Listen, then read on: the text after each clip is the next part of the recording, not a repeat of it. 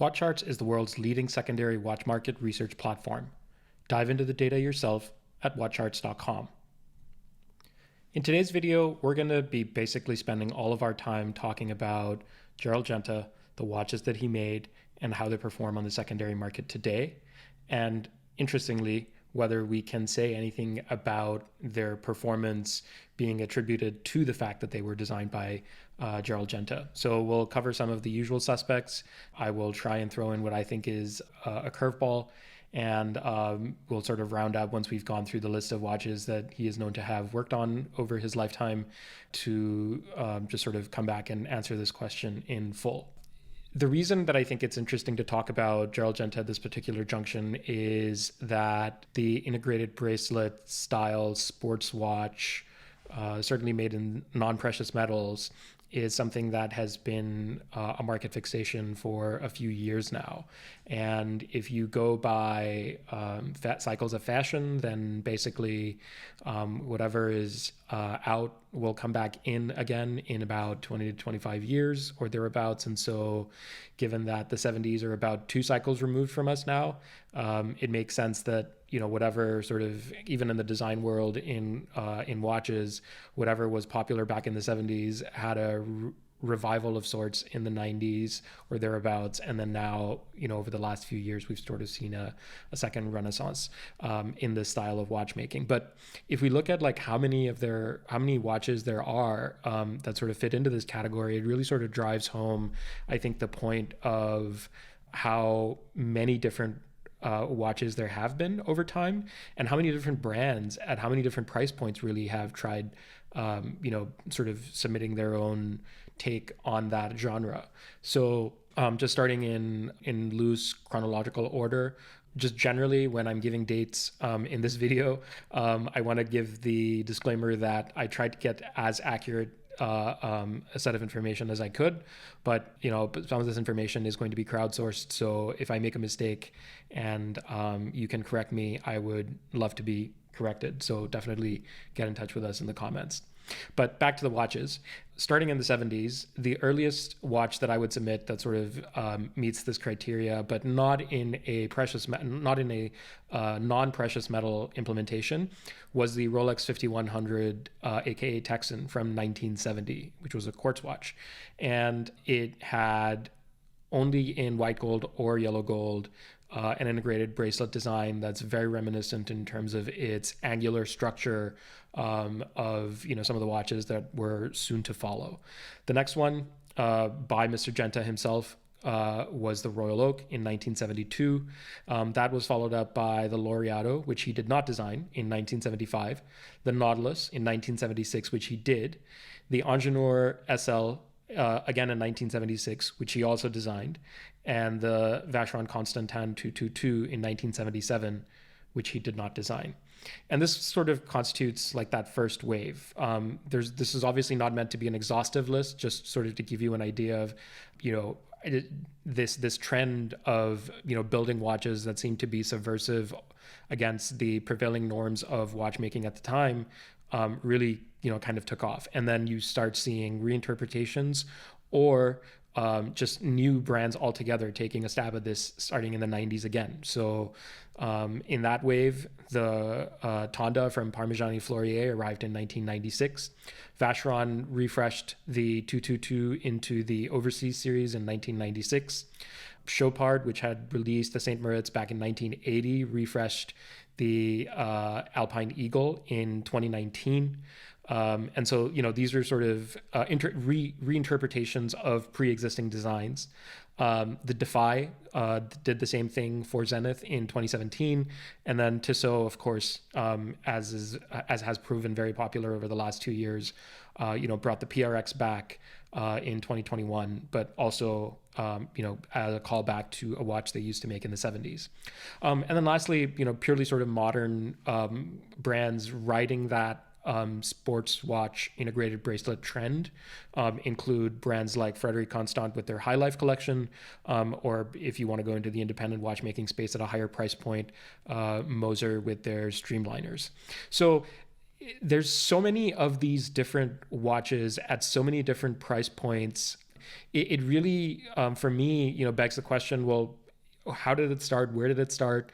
And, I mentioned, for example, that the Rolex 5100 was one of the very first ones to come out, but only a few thousand at most are known to have been made.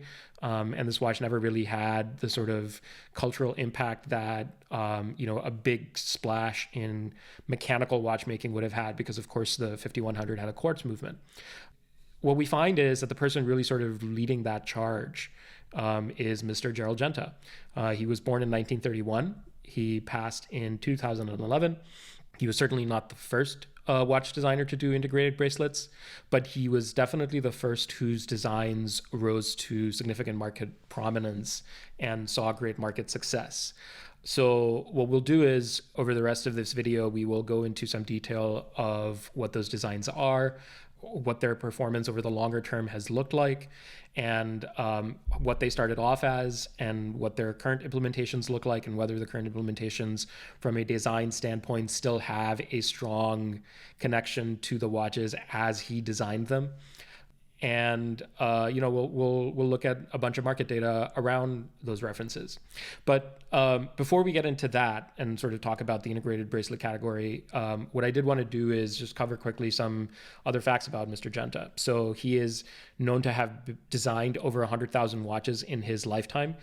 These are watches designed, not necessarily produced, but his work was known to be sought after by many brands. And so I don't know that there's a definitive count necessarily out there of how many watches in total he has designed, because a lot of that information remains, to my knowledge, confidential or privately held by the brands who, again, sought his services. But suffice to say, there are, of course, a bunch of the top line references that get talked about, but his impact on the industry in terms of sheer volume, even from this perspective, seems hard to overstate. And then just some of the non-integrated bracelet highlights that we can quickly run through. One of the last watches he designed was the Bulgari, which is still quite a popular watch for that brand. He was the designer for the very first jumping hour retrograde minute complication watch. So the hours are displayed using a jumping hour mechanism, and then the minutes are shown on a retrograde track. It's a watch that has seen much commercial success and critical success when implemented as Mickey Mouse or Donald Duck or whoever playing golf, and other sorts of like these comical takes on or cartoonish takes on watch design, literally, not cartoonish, not pejoratively, of course, in this context. And then, one of the biggest hits from the 50s, the Universal Genève pole router, and then the first iteration of the Omega Constellation with the Paipan dial. These are incredibly important, significant watches in the world of vintage watch collecting. And his sort of imprimatur is on them, even though they are outside this sort of like hyped category of integrated bracelet watches. Later in life, of course, he had watches under his own brand. He was also involved in the founding of Gerald Charles, which takes his name, but it's certainly unclear to me how much of an impact or contribution really he had beyond just sharing his name for that brand. And then the Gerald Genta brand, of course, which is now owned by LVMH, is finally being revived by LVMH as part of their Fabrique du Temps workshop output. So these will be super high-end watches that really sort of try and carry the legacy of the Gerald Genta brand forward. And then, he's important enough that people are willing to put their money where their mouths are when they talk about how significant they think his impact has been on the world of watches. His personal collection of watches and sketches and so on were all auctioned off last year across a series of auctions, and his personal Royal Oak, which was a steel reference with a modded yellow gold bezel that he put on himself, sold for over $2 million. So clearly there are enough people out there who believe in the significance of his work that they are willing to put down that much money in a watch that, he personally owned. So Let's actually now start digging into those watches a little bit more specifically. So the first one, of course, like we said, is the Royal Oak from 1972. The picture on the left is the inaugural design, and the picture on the right is the current reference 16202 in steel. And I think what's sort of obvious straight off the bat is how the current implementation is certainly at first glance, entirely faithful to the design of and the proportions and the orientation of the dial furniture layout and all of those sort of like little details that collectors live and die for.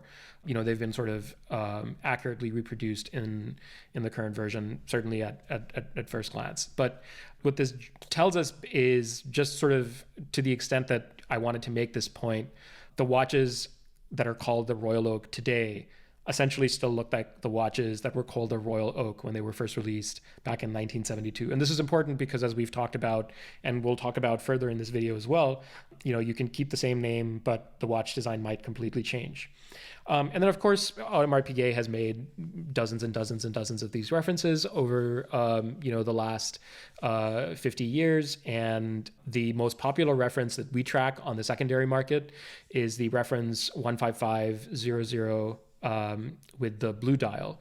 So that's the specific reference for which the market price history is shown on this slide for the last 3 years.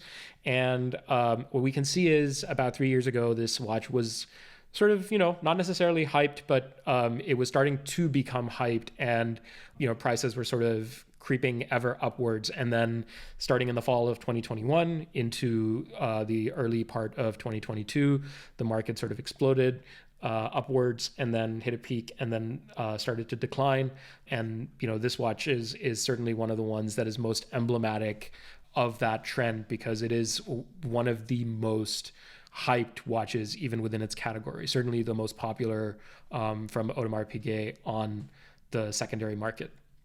In addition to just sort of this, trend for a single watch that we can see that did experience that sort of upward and downward trend, over the long run still seems to be doing well. So if we zoom out a level and just look at the brand index performance for the last 3 years and compare it to the indexes that we have for the model collections for the Royal Oak family and the Royal Oak Offshore family, we can sort of analyze that trend as well. And the model collection indexes that you see here are available as a premium feature for professional subscribers on the website. So if this is something that you find interesting, definitely consider signing up for a subscription.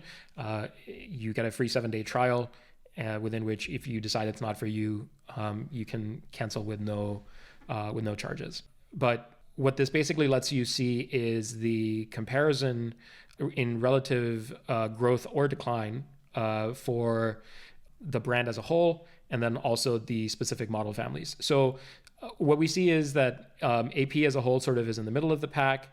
The Royal Oak Offshore saw the least appreciation, and then the Royal Oak family as a whole saw the greatest appreciation over that time period. And that sort of tracks with how we think about and understand what was hyped and what was not hyped on the market. If we just look at the sort of a standard index trend, it currently sits at around $108,000, and that's down from a peak of well over $140,000 in the spring of 2022, so just over a year ago. And this watch really sort of sets the stage for Genta's designs, because it is the first one, like I said, that really brought him to prominence. And then, Patek Philippe sort of followed then in 1976 with the Nautilus. Again, the one on the left is the model that they launched with, and then the one on the right-hand side is the current generation 5811/1A, which is only available in white gold instead of steel.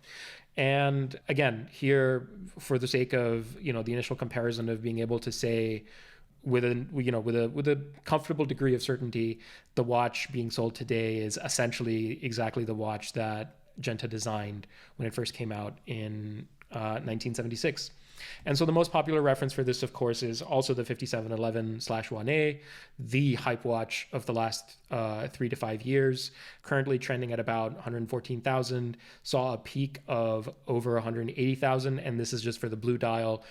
Just like the Royal Oak, what we see is the 15500, what we see is that over the long term, there was this sort of steady upward acceleration in appreciation leading up to the peak and then the crash. And then it's still sort of on the fence about, we are still on the fence about whether or not there is enough evidence to say that the market for these references has stabilized or is continuing to decline, but just at a slightly slower pace. And then the Nautilus collection as a whole, it has over the last 3 years performed just as well. So it's not just an observation that's isolated to a single reference. The entire model family as a whole exhibits the same trend. But this is, so far the watches that we've talked about that Genta designed were released from, high horology watchmakers. And what he hadn't done, at least up to this point, for the integrated bracelet trend is contribute something that, in today's parlance, we would call a product from a mid-level brand. So in 1976, that changed with the IWC Ingenieur SL. The Ingenieur had launched in 1955. That's the one that you see on the left. And in 1976, Genta refreshed the design to be an integrated bracelet style with this, motif pattern dial and screws on the bezel, and just sort of, taking similar design cues as some of the other watches that he had worked on in this decade. And then on the left, of course, is the modern interpretation from just a few weeks ago at Watches and Wonders. And you can, again, between the two Genta designs, I think there's a clear through line. You can see sort of what the connection is. But, with the initial design from 1955 going to the Genta design, it's not at all obvious that there's any connection whatsoever. So that's why it's important to sort of, when we're doing these comparisons, point out, certainly because we're talking about a designer's work and contribution here, that we sort of just underscore when exactly these designs changed and how that relates to market performance. We want to try and compare apples to apples as much as possible. The most popular reference in the Ingenieur family is the reference 323902, which is now discontinued. This was definitely one of the more vanilla takes on the Ingenieur design from modern times from IWC. And over the last 3 years, the price history trend for this watch has trended up. And then, it sort of saw its own peak and then decline again over 2022. And then since then has recovered a little bit. I would hypothesize certainly because of the re-release of the Ingenieur as a current production reference, and interest driven by that in prior releases of the same watch.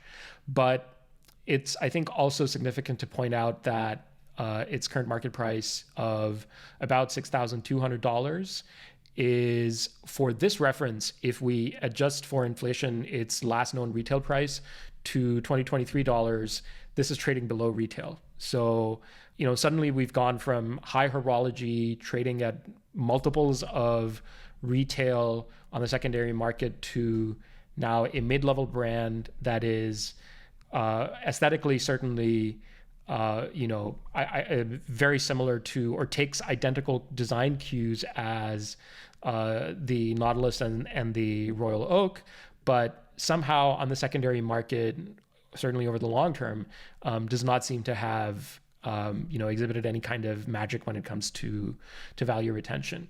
And again, just to sort of underline that point, the Ingenieur as a model family has sort of followed that trend, and also as a model family does not seem to be in a position where these watches are collectively trading above retail. And so it's interesting that we would go from the above retail to suddenly below retail just because we changed price points. But here's an interesting curveball that further reaffirms that point at a lower price level than the high horology watches that Genta made, and that is the Cartier Pasha, which he also designed in 1985 for Cartier. At the time, they had been doing lots of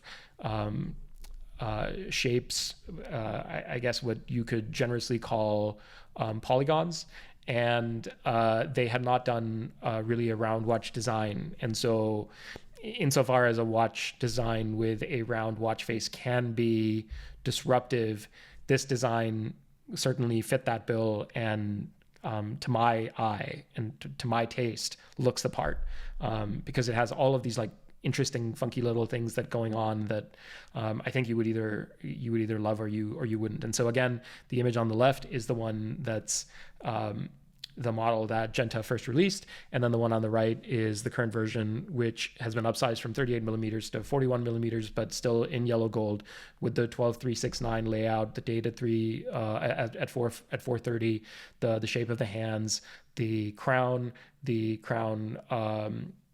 bracelet or chain link, or however you could call it, the lugs, the shape of the lugs, and just the general vibe of the watch, I think is still very much, the essence of the watch is very much retained. And the most popular reference here is the WSPA 0009, which is the same watch, but in steel. And this has sort of just been, over the last 3 years, not necessarily up, not necessarily down. When the market sort of corrected, it experienced a correction that seems to have ended sometime in the summer of 2022, and then since then it seems to have been stable again. But again, these Pasha watches, generally speaking, are available all day, every day, at price levels that are well below their retail prices. So in terms of value retention, they're not going to appreciate in value. If you buy them at retail, they will certainly lose value. So to kind of come full circle to the question that I started out with, which is, when we look at the performance of watches designed by Gerald Genta, does his name command a premium in the market? And this is an interesting question to ask because, now IWC, for example, seems to be staking the launch of this new watch on the idea that, yes, to some degree, that does matter, and that collectors and or enthusiasts may be willing to pay for that association or that heritage. But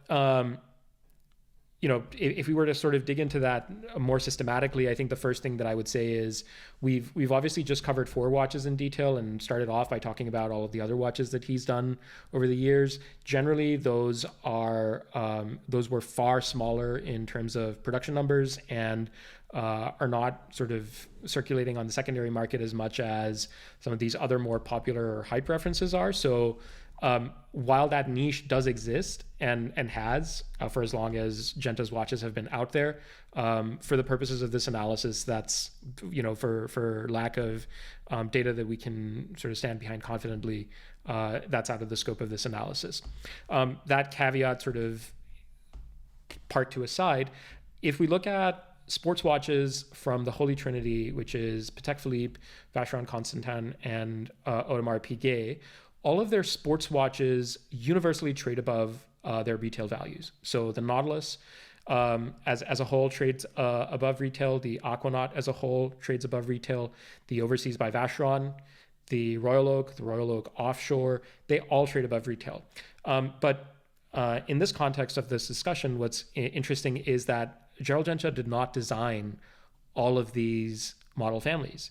He designed the Nautilus, he designed the Royal Oak, but he did not design the Aquanaut. He did not design the Overseas. And in fact, he is known to have actively expressed his distaste for the updated Royal Oak Offshore design.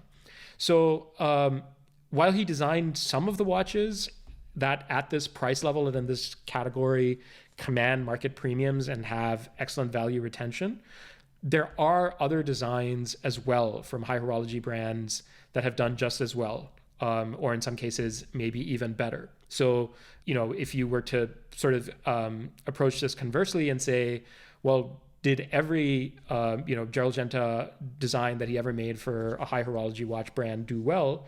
Other than the obvious suspects that we've talked about in this video, we run into the same issue that I also talked about closer to the start, which is that watch brands have not disclosed or may never disclose all of the watches that were ever designed by any given designer for them. And so we may never know if he ever designed a dud in the high horology space that was successfully mass produced by a brand like Patek or AP. If you're aware of one, I would love to hear about it. But I think what this shows is that just because he designed a high horology watch doesn't mean that that's enough for us to immediately say, oh yeah, like this would definitely have excellent value retention, trade above retail, all of those sorts of nice things from a value retention standpoint. But we just can't say that. If we look at the lower price points, then watches that we know that he designed seem to have fared no better or worse necessarily than watches that he did not design, or that watches that were designed by someone else. And as a general rule, none of them seem to trade above retail. So the Ingenieur here is a little bit interesting to dig into because they're relaunching it, and there's been a lot of sort of talk around or discussion online around how they've priced both the steel and the titanium references to be in the $10,000 to $15,000 price range, where really the only watches they're competing against at retail are the Girard-Perregaux Laureato and the Chopard Alpine Eagle.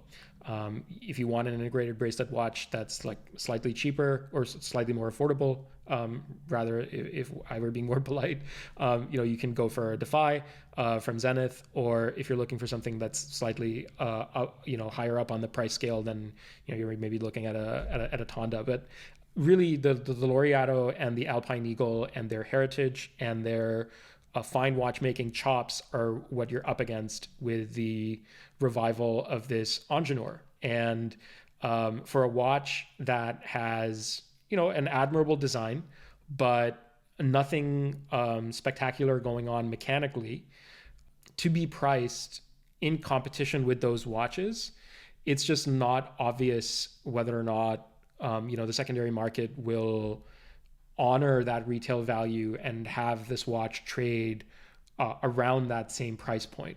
I think if we see the Ingenieur sort of hold its value, then I think it becomes easier to make the case that Genta's touch has something to do with it. Because at retail, really, certainly in my opinion, I think the value proposition for this watch is subpar. So the only reason really at that point that the secondary market might value this watch as much as its retail price is if the name of the designer matters to some degree. But as it stands, there's nothing that that's not high horology that he's designed that appears to be highly coveted just because it's a Genta design. Right. So if we think about the Pasha, for example, right, it's a non-integrated design, non-integrated bracelet design, and there's not really that much hype around it, but it is as much a Genta watch as any of the other ones. They came, they're part of his sort of catalog of a lifetime of work, and the market just doesn't treat it as anything special whatsoever. And then, just to put a finer point on it, even with the high horology watches, because this observation can be made for watches at the for mid-level brands that they don't command a premium because it's a Genta design. The same point can actually be carried over to the high horology watches as well, which is that they seem to have the excellent value retention they do, not necessarily because he designed them, but because they are good watches from well-respected brands and represent good value for money. And none of the other watches really do in the same way.